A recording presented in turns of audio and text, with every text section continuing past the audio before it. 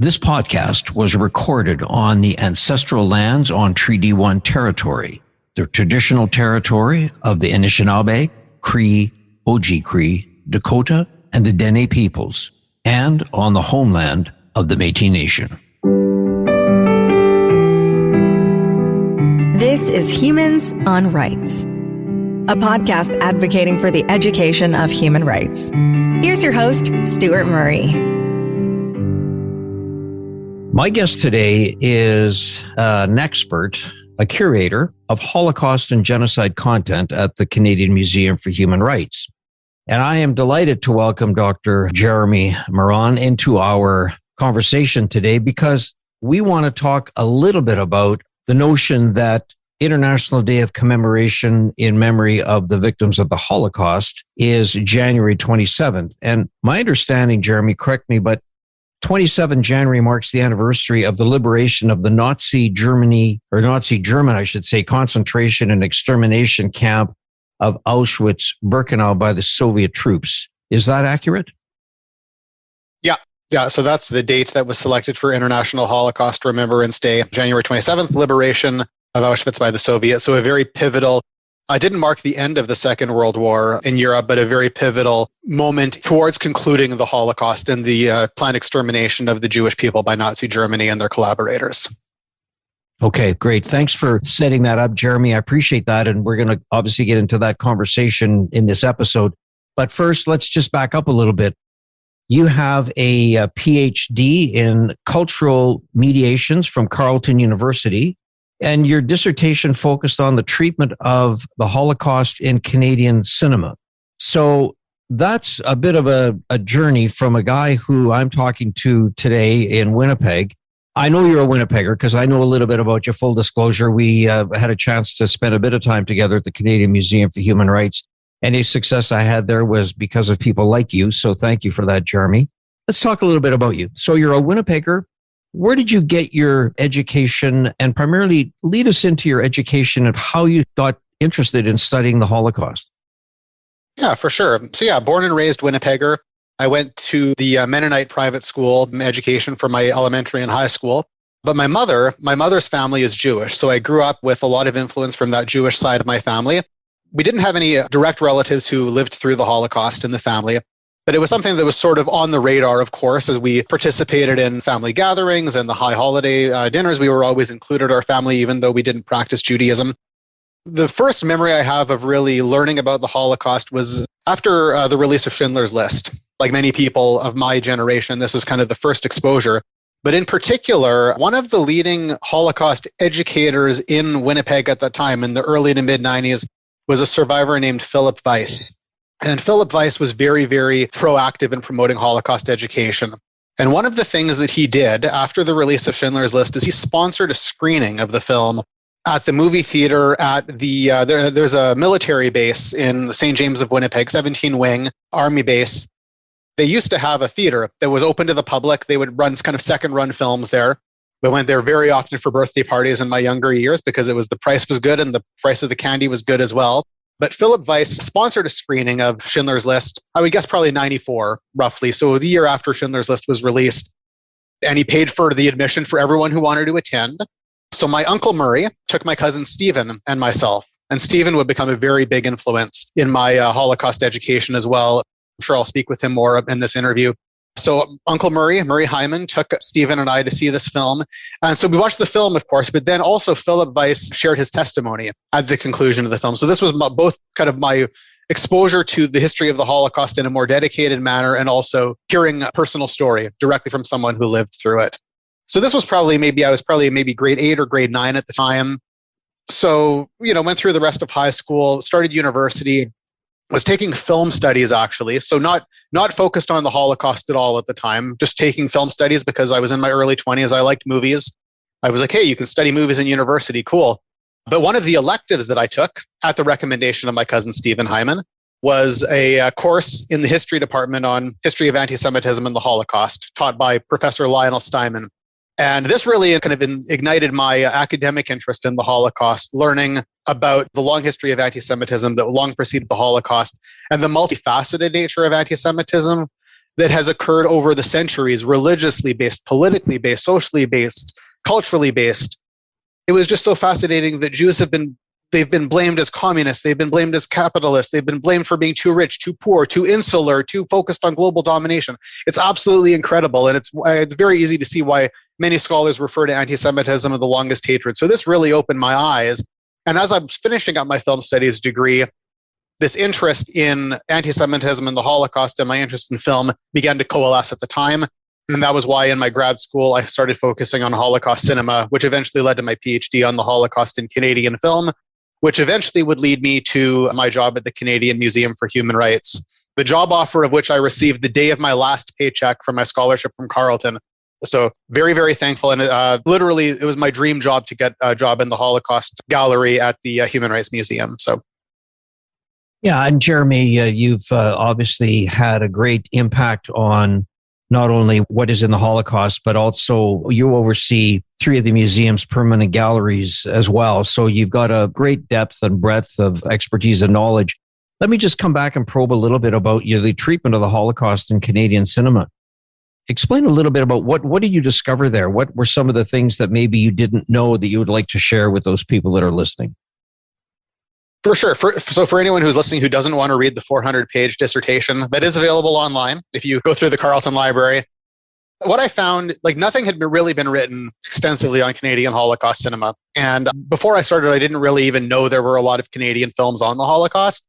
But as I found a short filmography that professor who teaches at the University of Ottawa, Gary Evans, prepared a significant number of Canadian films that touch on the Holocaust. So I started watching them. I started getting them. Sometimes you had to buy them from eBay or different libraries. They're not widely available. I tell people that I worked on this. Most people are like, what? Holocaust in Canadian film? Are there any? Well, there are, but they're not very well known, as Canadian cinema generally kind of suffers from a lack of exposure. But as I was watching these, one of the things that kind of jumped out, I was familiar with kind of European cinema on the Holocaust. So films from Poland, Czechoslovakia, Germany. These are countries that had a direct experiential connection to the history of the Holocaust, and their films tend to deal with these different national histories. In the case of American cinema, the United States had a similar relationship to the Holocaust as Canada, fighting as allies against Nazi Germany, but not having that same kind of direct experience of the Holocaust that some of these European countries did. But in the case of the United States, they have this massive classical Hollywood cinema narrative system where the history of the Holocaust and Holocaust stories get kind of translated in universe. Hollywood is a universal cinema. It's something that it tries to appeal to everybody. So you don't need a direct experience to understand some of the stories that are told through the Hollywood system. So this is something that American cinema has that Canada does not have. We do not have kind of this overarching internationalizing narrative system that Hollywood does. So what I noticed as I was watching these Holocaust films from Canada, what they did is they emphasized in different ways a distance, an experiential distance between Canada and the Holocaust. This manifests in different ways in different films. Some of the films deal specifically with kind of the bureaucratic barriers between Canada and the Holocaust, that Canada's war efforts did not really directly interact with the Holocaust at the time. Other films position after the Holocaust, they position survivors within Canada as kind of socially and emotionally distant and removed from their Canadian surroundings. So kind of positing that experiential barriers between the Holocaust that is kind of manifest in the survivors and their surroundings. So it's that distance. The dissertation title is Unbridgeable Barriers, the Holocaust in Canadian Cinema. And it's this unconquered distance that the United States and Hollywood is able to conquer through the kind of universalizing narrativization of Hollywood cinema.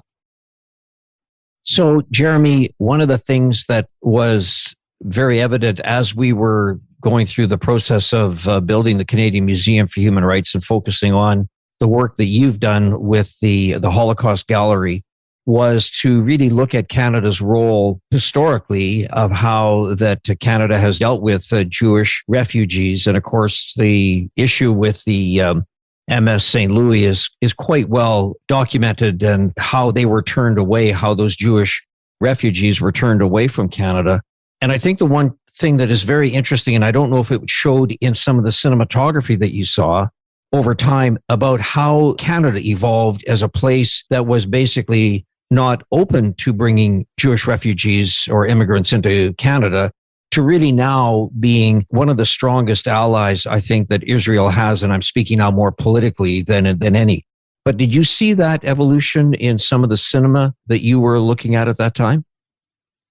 More the kind of critical looks toward Canada's kind of restrictive immigration policies, or kind of the anti-Semitism, or like historically, like at the time of the Second World War, looking at some of those bureaucratic barriers that were informed by both political and social anti-Semitism. Of course, the political and the social feed into each other, right? But there was like another aspect that a number of the films dealt with a lack of interest. During the Holocaust and immediately thereafter, Canada's borders were largely shut to many quote unquote preferred European immigrants. But in the years after the war, certainly those doors started slowly to open, and a lot of Jewish Holocaust survivors ended up making Canada their home. But some of the films, what they were looking at was a reluctance on the part of Canada to hear about these stories, or a sense that the Holocaust didn't really have anything to do with Canada, that survivors should get over what happened. And actually, one of the filmmakers that I wrote about in my dissertation is a Holocaust survivor who's based in Toronto named Jack Cooper. And when I interviewed him for the film, one of the works that he produced in 1960, so very, very early, only shortly thereafter, The Diary of Anne Frank, the Hollywood version by George Stevens, was released in 1959. So 1960, CBC, where Jack Cooper was working at the time, he got a job at CBC, and they produced a televised version of a play that he wrote called Sun in My Eyes, which is about part of his family's experiences during the Holocaust. And he said at the time that he was writing this, there was very, very little interest in exploring this topic. And the lack of interest kind of stemmed from A, it's over. Why are we still talking about this? And B, oh, this has nothing to do with Canada. And so this is another example of those kind of like barriers that I was talking about in terms of the Holocaust experience and the Canadian kind of social political context. These films are looking kind of critically at Canada's initial reluctance to first open the gates for those trying to flee Nazi Germany, and second, kind of this lack of interest at the time in hearing these stories. And this has certainly changed, when we're talking about, Jack Cooper hearing this in the 1960s, and as the Holocaust became more well-known and people became more interested in it, as, books and films about the Holocaust, new scholarship has been produced. But most of the films are kind of looking more at what we can learn by kind of our political refusal to open the gates to those who were trying to flee. And I think we're always trying to learn more and more information comes out about issues around the Holocaust, Jeremy. One of the things I just wanted to sort of explore with you was how you felt the opportunity with your expertise coming to a museum, that museum being the Canadian Museum for Human Rights, and having this focus on the Holocaust from a museological kind of standpoint. As you said, it was your dream job. And I think it's aptly put, because I have to say that the amount of positive comments that come from that gallery, as challenging, as difficult, as emotionally wrenching as it is, it seems to have really settled in a way that people have an opportunity to learn, to be surprised, for some who didn't know some of the history. Maybe tell us a little bit about how you felt your experience of what you were hoping to see. And I know there was a team involved, but under your leadership, how you feel that gallery has sat within the journey of the Canadian Museum for Human Rights. Yeah, absolutely. The Holocaust Gallery had a very, very interesting developmental process. It was always kind of understood that there was going to be a Holocaust Gallery in the Canadian Museum for Human Rights. Right from it was never intended to be a Holocaust museum with human rights at the periphery. It was always intended to be a human rights museum. But there was always a sense that it was important to look at the history of the Holocaust as a kind of a key and very widely used educational case study of genocide. So as we were developing the content, the question was never, should there be a gallery on the Holocaust in the Canadian Museum for Human Rights, but what is the best way to do a Holocaust gallery within a museological context in general, but then also a Canadian human rights museological context specifically, right? One of the elements in the gallery that I think, as you say, has taken people by surprise is a film. It's kind of centered in the gallery. There's a large theater that has walls that evoke broken glass, speaking to the Night of Broken Glass, Kristallnacht, the organized anti-Jewish pogrom in 1938. And this film looks at the history of anti-Semitism in Canada in the 1930s and 1940s. as a complement to the historical information in the rest of the gallery that looks, of course, at anti-Semitism in Nazi Germany and Nazi Europe more generally. And kind of disabusing a simplistic understanding of Canada's relationship to the Holocaust.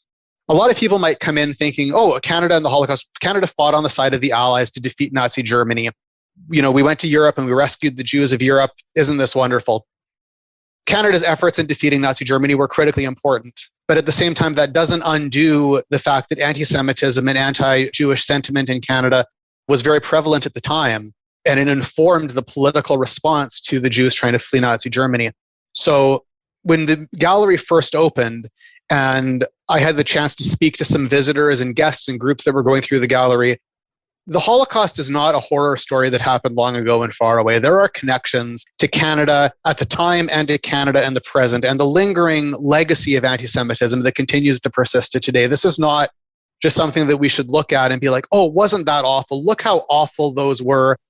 There's no human rights education in wagging your finger at past historical actors, right? To put yourself in a position of moral vanity. So what we're trying to do in that gallery is to get visitors to introspectively reflect on their own biases, their own prejudices, because we all have them, because we're human. And to kind of think critically about that, to think critically about Canada's role in relation to the Holocaust, and also Canada's role in the international community more generally. If any listeners are interested in a kind of a broader discussion about the Holocaust Gallery and kind of the discussions that went into it and how this kind of human rights Canadian approach was manifest throughout the exhibit, myself and my predecessor, Clint Curl, did write a journal article. It's free. People don't have to register to get it. But it goes into a lot of detail as to some of those discussions that informed how the Holocaust Gallery was developed, including those moments of missteps where we had to like hit the pause button, take a few steps back, and recalibrate through research and engagement with the community.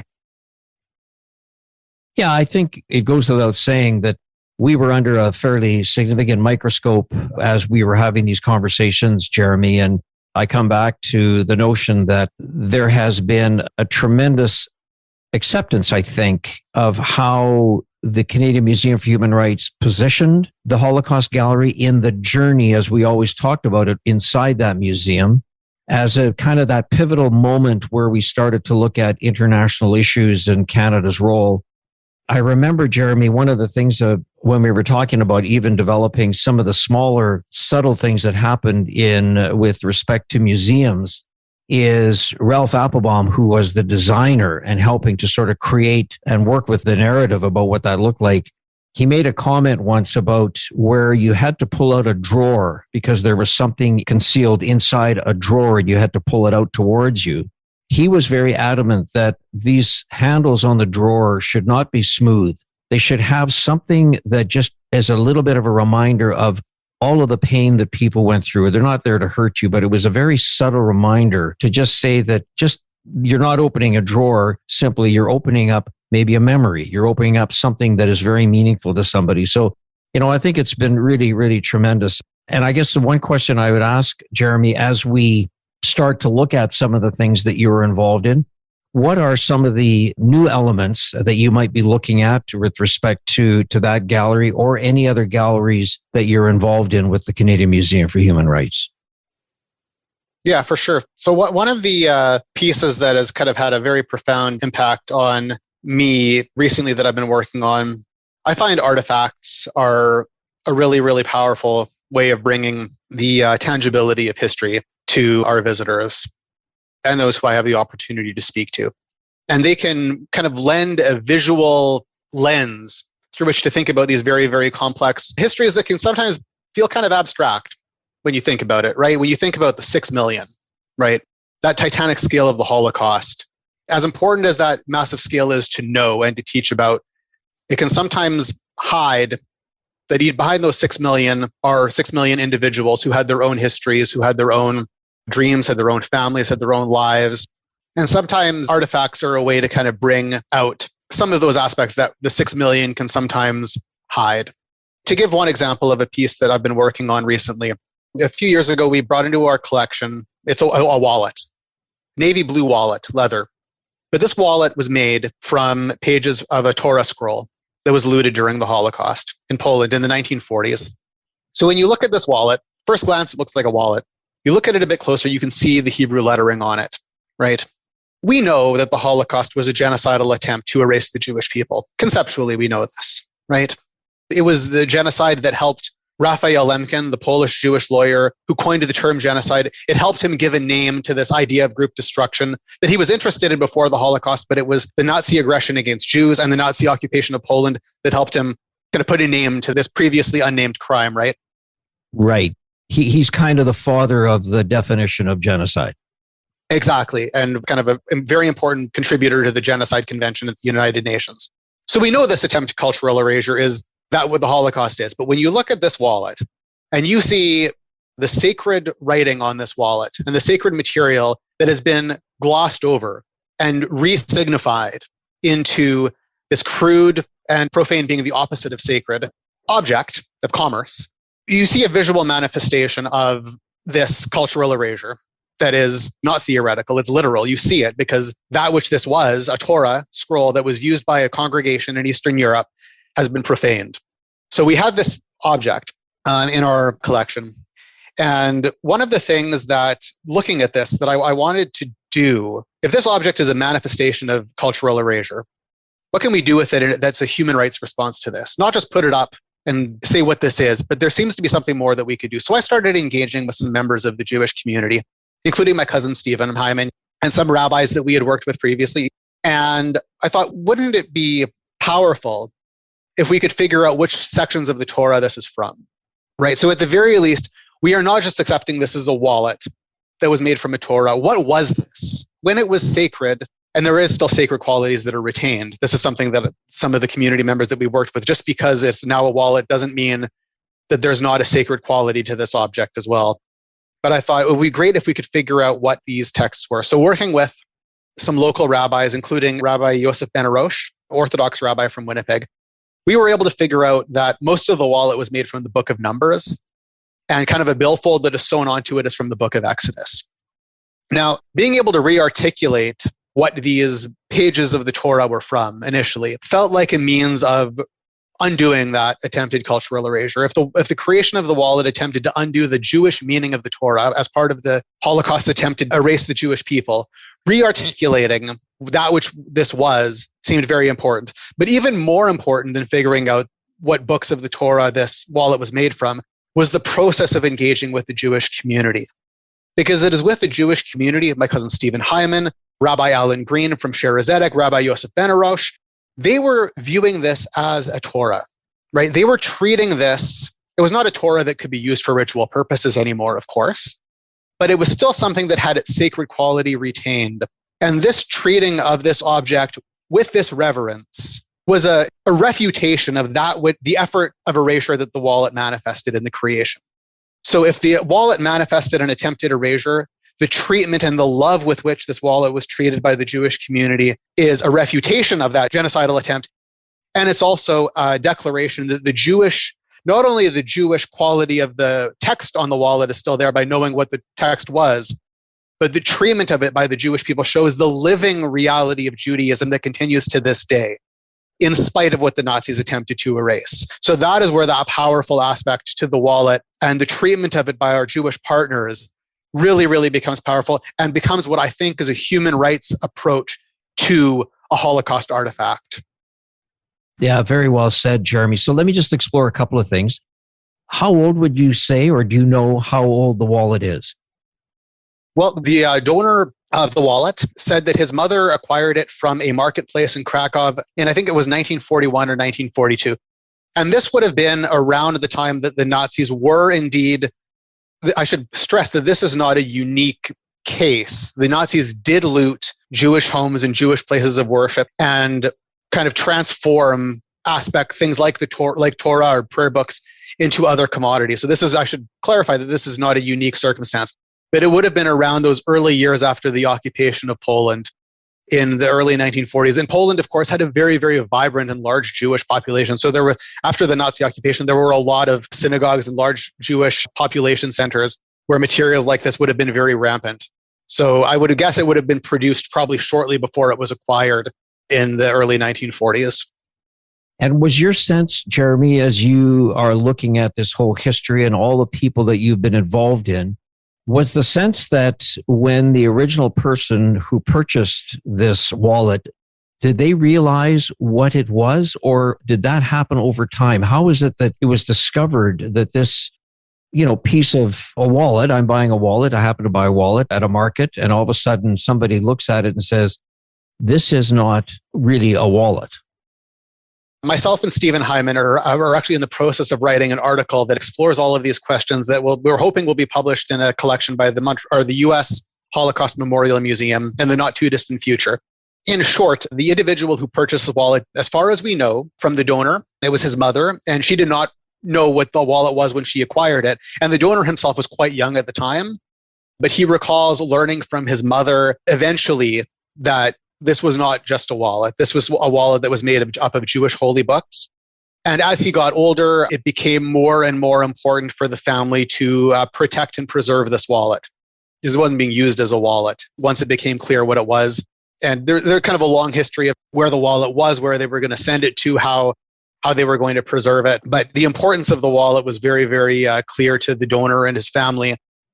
Like, the wallet was formally kind of donated to the museum. I think it was in 2016, if I'm not mistaken. And then I did an oral history interview with the donor in 2017, where he provided some more background to the wallet. But I think he first approached some of the early founders of the museum, maybe even Israel Asper himself, in maybe the very, very late 90s or very early 2000s about this piece. So well before we would have been in the position to bring anything into a collection, because a collection didn't exist yet. But the donor said, as the Canadian Museum for Human Rights was being developed, he kind of knew that this could be a very important home for this piece. So we were very, very pleased when he kind of restarted that conversation, and then we were able to bring it in and have a oral history with the donor as well, and that we're able to share the story in this publication from the U.S. Holocaust Museum that will hopefully be coming shortly.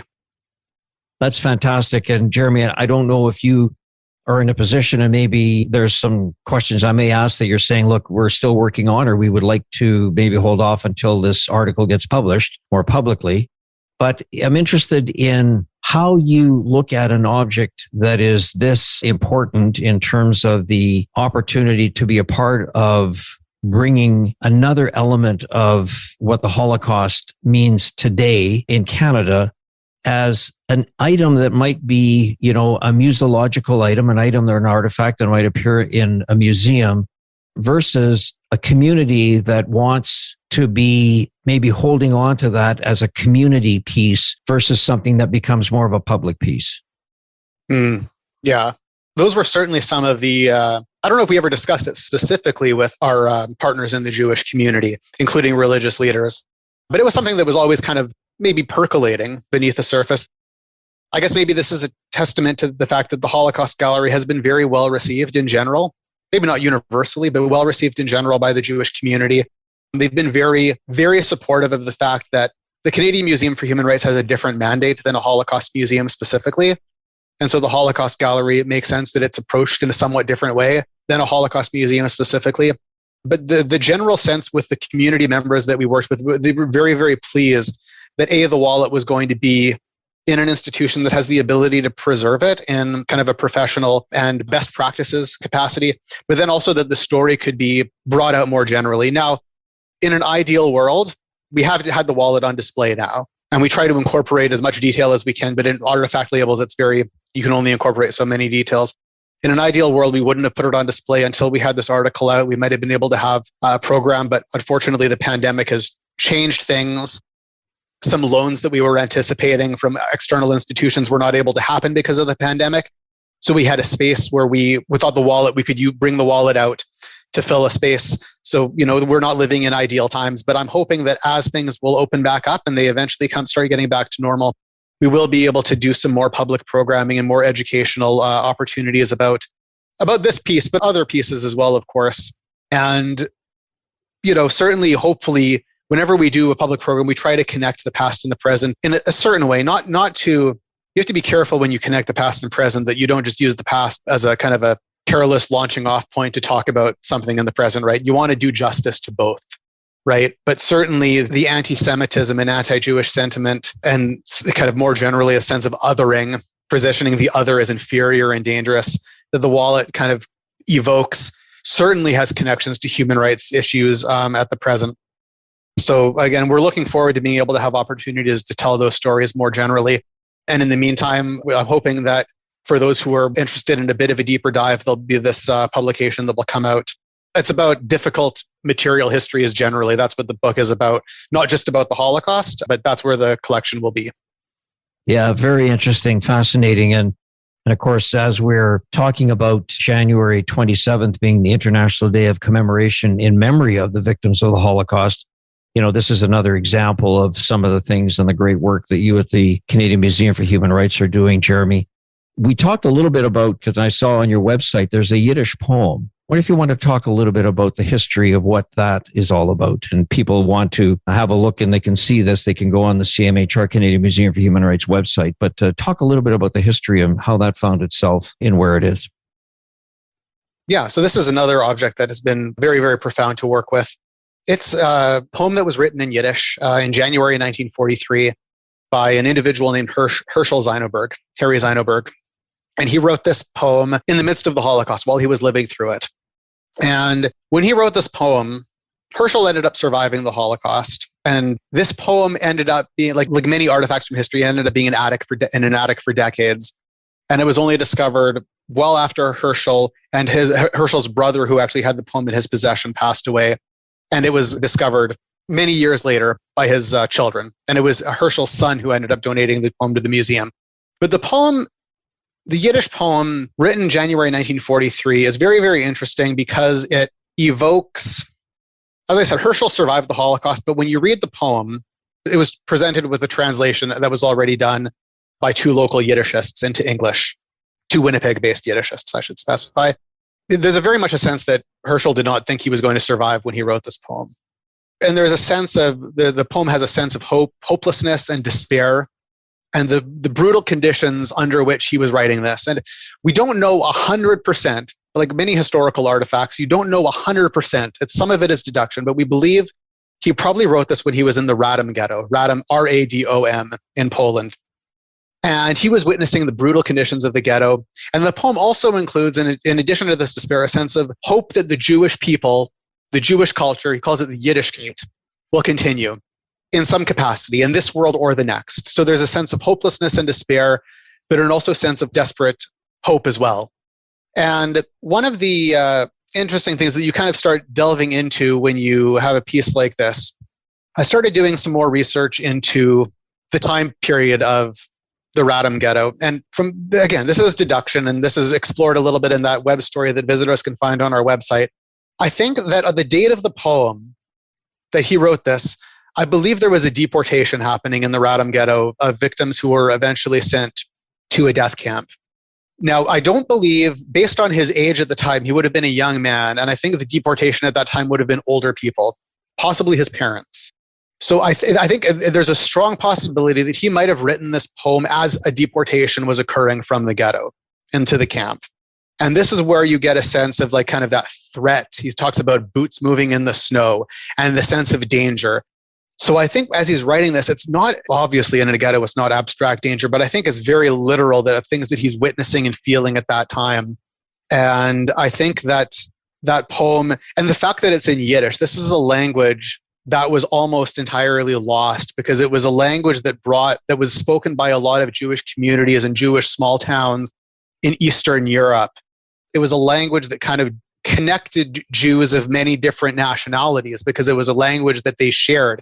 Even if they didn't share their nationalities, they shared the sense of language. So the fact that it's written in Yiddish is also kind of a means, and the fact that it survived and Herschel survived, and yet the Yiddish language is still, certainly there's not many speakers of the Yiddish language, but it's something that does survive.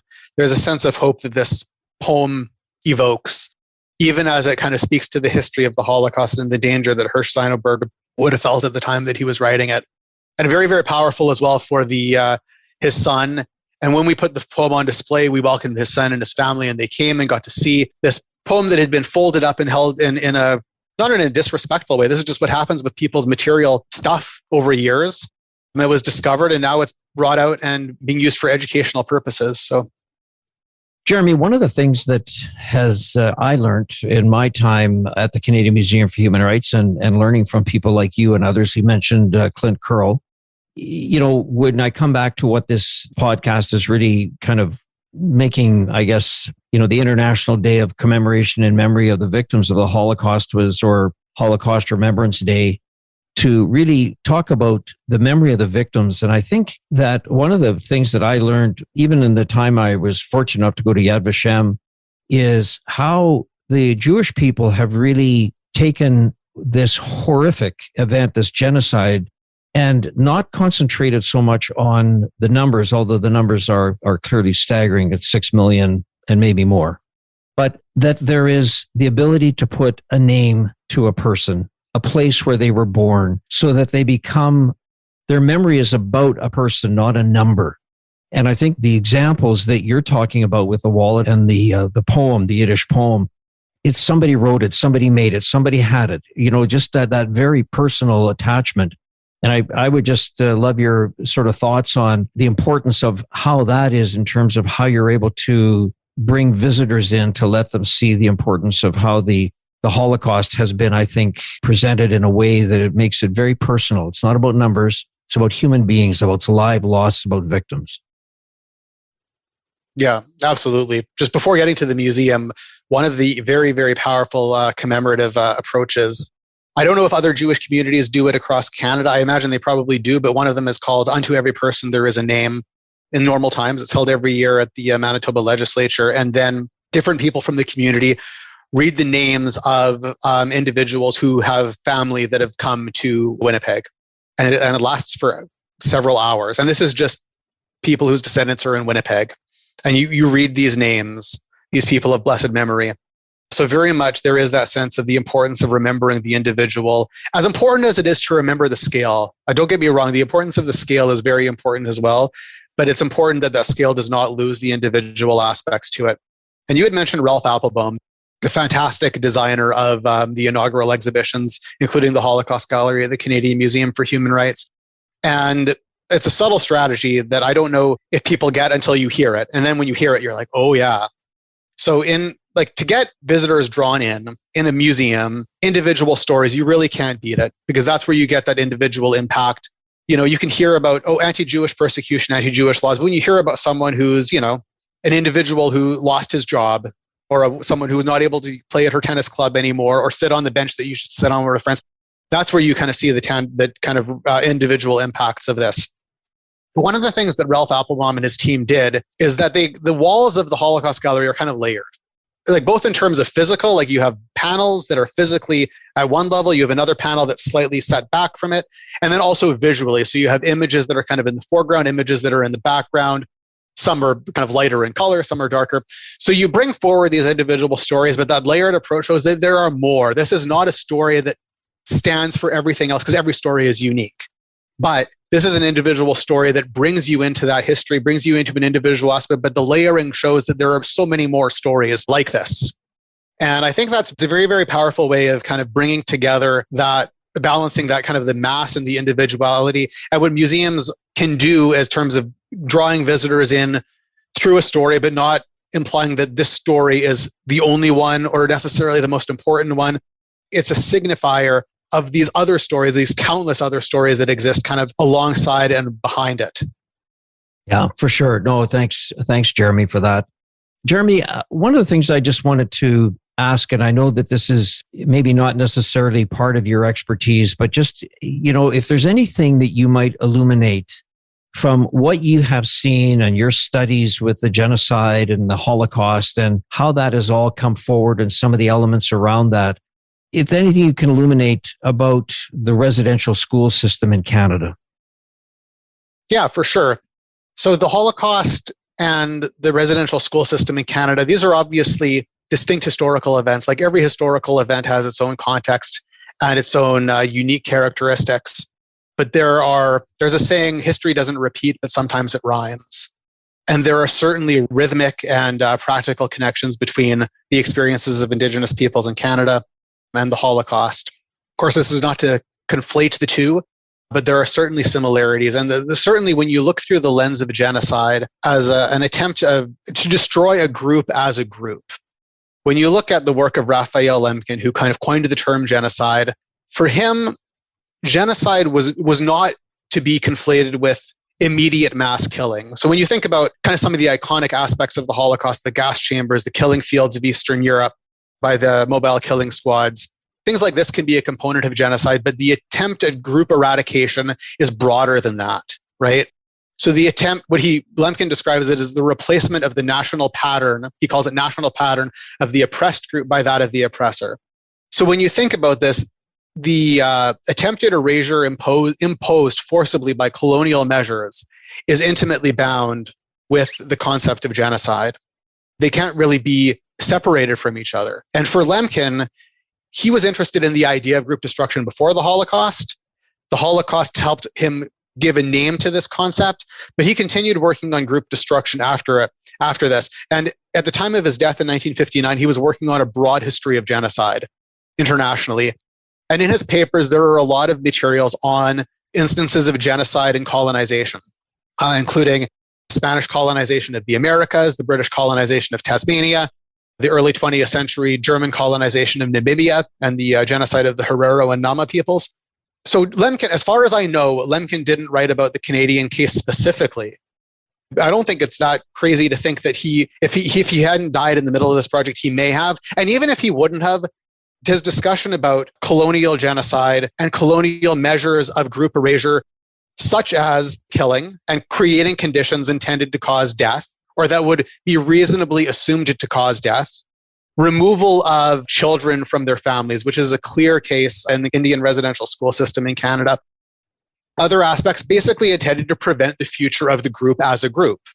These are clear commonalities that colonial genocides, including that in Canada, hold in common with genocides such as the Holocaust. So it's not to say that every genocide occurs in the exact same way with the exact same steps, but the attempted group erasure and the attempted group eradication is something that I think there is a commonality that the Holocaust can illuminate in thinking about the experiences of Indigenous peoples in Canada and vice versa. It's a whole other conversation to have, Jeremy. Again, I know where your level of expertise is and the way that you were able to illuminate your thoughts on this. Very, very much appreciate your time. So let me just throw the last one to you, Jeremy. I love how you came at this and how you got interested in studying the Holocaust as a young person with Schindler's List. I mean, there's always a pivot. There's something that happens. For those visitors that come through the Canadian Museum for Human Rights and go through the Holocaust Gallery specifically, what would you want them to leave thinking as they're leaving that and looking at going into the next gallery, which talks about the Universal Declaration of Human Rights, etc.? But what would you hope that their takeaway would be from their experience in that gallery? I think I would summarize it in kind of two things that I hope they take away. One is the need for vigilance. So even when human rights are very, very powerful, they're also very, very vulnerable. It's very easy for human rights to be stripped, and it's important to be vigilant when individuals are being dehumanized because of who they are, because of the groups that they belong to. So you look at the case of the Holocaust Gallery, it starts within the Weimar Republic after the First World War. In general, a fragile democracy, but a democracy nonetheless with a constitution that on paper had rights enshrined. But if rights are not lived and believed in a society, rights on paper don't really mean too much, right? If they can be undone. So we want visitors to think about the need to be vigilant in order to protect human rights, even when we think we are in a situation where we don't have too much worry about human rights abuses. So vigilance. The second I want visitors to think about is the importance of individual agency and action. Visitors, of course, can go through the gallery in any order that they want. They can go through the museum in any order that they want. But if they go through the gallery in terms of how it's kind of laid out and designed as part of a museum journey, the last exhibit that they see is a large monumental artifact case. The backdrop of the artifact case is some aerial shots of Auschwitz, the original camp at Auschwitz, and then Auschwitz-Birkenau, which is sort of the iconic camp with a large tower, lots of barracks, crematoria. So these aerial shots are intended to signify the massive and industrial scale of the Holocaust. It almost beggars the imagination, right? It was so big and it was able to be big because it was industrialized. But juxtaposed with these aerial shots are some objects that speak to some of the smaller decisions that were needed in order for the Holocaust to be perpetrated on that scale. So as an example, transport lists for a group of Jews who had to be transported through a transit camp in Drancy, France, who ultimately ended up in Auschwitz. Order forms for the Zyklon B canisters that would be used to poison Jews and other groups in the gas chambers. Blueprints to design the crematoria. So these are actions that were needed in order for the genocide to be perpetrated. So it's not only the example that I give, I'm sure you've seen Schindler's List, Stuart, and probably many of your listeners have as well. But you have that scene where Ray Fiennes' character, Eamon Girth, is on his balcony and he's just wantonly shooting Jews at the camp, just picking them off with a rifle. The Jews, they have nowhere to hide. Those who are not shot are just continuing to cower and work as best they can. And it is very easy. I love Schindler's List. I think it's a fabulous film. It got me into it shaped my life. But it's very easy for me to not identify with Eamon Girth at that moment, right? Like there's no introspection. And like I would never I can't even imagine finding myself in a situation where doing that. So that's where you get that sense of moral vanity. Like I would never do that. But when you start thinking about some of the smaller actions, I mean, I don't know who drafted the blueprints for the crematoria at Birkenau. I don't know who typed up the order form for the Zyklon B canister. But when you start thinking about how your day-to-day actions and how your actions might interact with the individual actions of other people, how those might interact and contribute to human rights in either a positive or negative way. And I think that's what I want visitors to think about, is how their actions matter. So it's not just about looking back and viewing not only the Holocaust, but other human rights historical abuses that are explored throughout the Canadian Museum for Human Rights. It's not just looking back to learn about what happened, but it's to reflect on the why and how some of those whys reflect on the individual choices and actions that you might make in the present. Not all of them will be as consequential, of course, as drafting a transport list to Drancy or Auschwitz. You might be blessed to never have to make those choices or realize that you're making those choices of such horrific scale. But individual actions matter. And when we start to think about how our actions can contribute to human rights, I think that's where you can get a real sense of the power that you have as an individual and within your sphere of influence. Well, on that note, Jeremy, I would say that I'm very thankful that you would take this time to have this conversation with me today. And I think that on the broader scale, that the Canadian Museum for Human Rights is thankful that your expertise and others have played a significant role in talking about the education, the advocacy for human rights through the lens of the horror of what took place in the Holocaust. So thank you so much for today. I really appreciate it. And I do look forward to the next opportunity when you and I have a chance to have a conversation. It was my pleasure, Stuart. And thank you very much for inviting me. And I just want to take this opportunity also to thank you for your leadership role in navigating the museum through its opening and through those very, very challenging years before. It was very much a pleasure to work under your leadership. And I'm just glad to have this opportunity to reconnect now. Thank you so much, Jeremy. Really appreciate it. You take care. Humans on Rights is recorded and hosted by Stuart Murray. Social media marketing by the creative team at Full Current in Winnipeg. Thanks also to Trixie May Bituin. Music by Doug Edmond. For more, go to humanrightshub.ca. Produced and distributed by the Sound Off Media Company.